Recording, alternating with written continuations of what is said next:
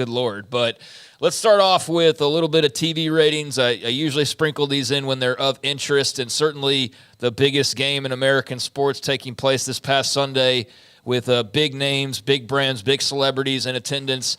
The Super Bowl rating is always something worth taking a look at, and especially this year as it was a record-setting year, as you've probably seen by now, in more ways than one, but especially when it came to the actual television rating itself. 123.4 million viewers on average across the full array of CBS sports platforms, the most watched telecast ever, with a total audience delivery of the average 123.4 million across platforms. As I mentioned, a large, nearly the entire chunk came from CBS proper, 120 million viewers, largest audience in history for a single network. I will say that again, largest audience in history for a single network. Folks, that was the most watched television program in American television history the other night as the Chiefs got the win and did so in dramatic fashion, as Patrick Mahomes now has a third Lombardi trophy, as do most of his teammates and Andy Reid. Just the dynasties in the making, and where is this TV rating going to be in a couple of years from now if they keep up this pace and all of this keeps it going their way? But wow, 123.4 million average viewers, 120 million on CBS alone, largest audience ever for a single network in American television history. Elsewhere, you had it was the most streamed Super Bowl in history, and I don't think that's a surprise. I feel like that's something that every year from here on out we're going to break that record, most likely, unless it's just a dud of a matchup. But the streaming thing is so in its infancy that appears like it will be broken on a regular basis. But not that 120 million number for CBS. More than 200 million people watched all or part of the Super Bowl across the various platforms, which was the highest unduplicated total audience in history, and all of that up 10% from last year's Super Bowl. So that was the rundown from the PR side of things from CBS, but they kept it kind of neat and tidy, which is why I use that. But wow, that's a big number, boys, and that was a big-time football game watched by a lot of people the other night. How much was the national championship game? 22 million or something like that? Yeah, something so like that. So 10 times the number. No, that's six times. Yes, 6 times the number of that. That's how many million? 123 million. 123 million. 6 or 7 times the number of a college football national championship game. The power of the NFL. Yeah, and the power of Taylor Swift, and, and all and Usher, and all the different things that went into that. Yeah, it was. And look, it was a good game. It was longer than most of them too, so they got to probably reboot some of that ad time a little bit. Got overtime, yeah, because of the absolute full length of overtime. Yeah, you got as much. I was wondering, what do they do in that scenario? Because we've never really seen that. Field. They switch to the other side of the field and continue on as it's the second quarter. No, I'm talking about with commercials and stuff like that. Yeah, the broadcast. Some guys got bonus money, man. Yeah. No, I mean, they're.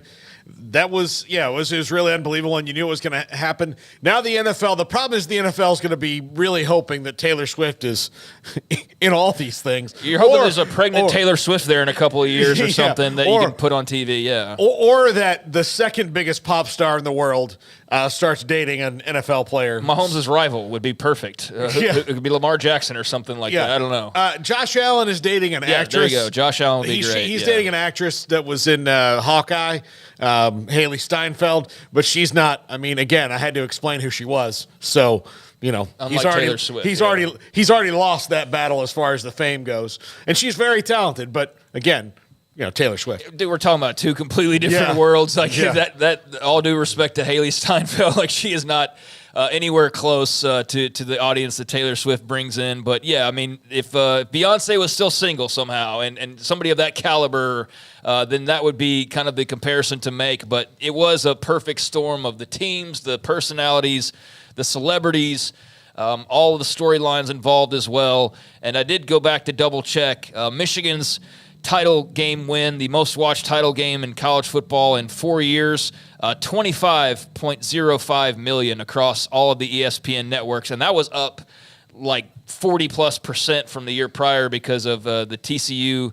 Georgia blowout. But yeah, that absolutely is a drop in the bucket. Even though that's a huge number for college football, that's a drop in the bucket compared to what the NFL had on Sunday. So yeah, 200+ million viewers, and it was the it was the most watched game, not only in Super Bowl history, but the most watched telecast. That's the part that was crazy to me. It was just the most watched telecast in Super Bowl history. So pretty amazing stuff there. And the party's still only getting started, it feels like, when it comes to Patrick Mahomes and the Chiefs and the dynasty and everything that they can continue to create. But the game was in Las Vegas. That as a backdrop certainly added some flavor that otherwise we've never really had before as well. And that also was of note. ESPN.com put it out there. I don't so much care about the money side of things, but more than $185 million was bet on the Super Bowl with the Nevada sports books, most ever, according to unaudited figures per that ESPN article.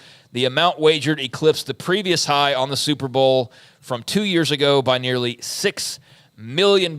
So I'm sure you guys saw a lot of that action during y'all's time there in the casinos and whatnot. I'm not sure what all. We haven't really unpacked y'all's trip very much, but what was Vegas like during the Super Bowl? We haven't even talked about that at all. Like none of the aspects of the game. It's one of the cities that can host a Super Bowl. You knew it was there because all the billboards or whatever else, but it's a city that can host that event, and you may not know it.